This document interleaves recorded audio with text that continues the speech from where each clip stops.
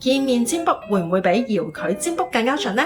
好多時候，無論塔羅占卜嘅客人或者係學生都會有呢個疑問。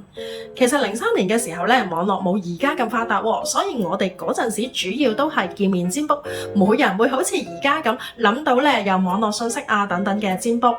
當時咧，我係試過遇到一啲客人啦，因為地點時間就唔到，佢哋又好心急，我就開始嘗試用電話幫佢哋遙距占卜啦。整個嘅洗牌同抽牌嘅過程咧，都係由我代為進行嘅。後嚟咧，陸續發現咧，原來占卜準確度亦都非常之高，唔一定要見面占卜嘅。嗱，其實有好多之前嘅影片啦，我都有同大家分享過塔羅牌之所以準確，係因為反映咩呢？冇錯啦，就係潛意識同能量啦。而點解遙距都可以好準呢？係因為當我哋問卜者進行占卜嘅過程係有真實嘅人啦，佢問題嘅背景同埋其他人啦、經歷等等咧都係真實嘅。而我哋去設定咗清晰嘅意圖去占卜咧，就會好準噶啦。如果真係要細緻咁去分呢，就係睇占卜師嘅能量或者係問卜者嘅能量去影響占卜嘅準確度。至於見面定係遙距，反而影響性就唔係咁大啦。兩樣都一樣咁準嘅。可能會有人問，見面時由問卜者自己抽牌會唔會更加準呢？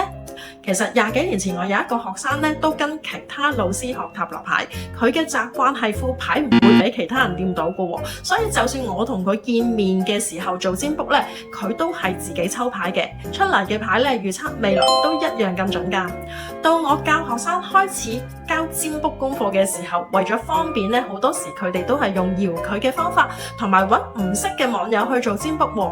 結果你哋都見到喺我嘅網頁上有好多占卜嘅結果，我嘅學生都係有80、90、100分嘅準確度。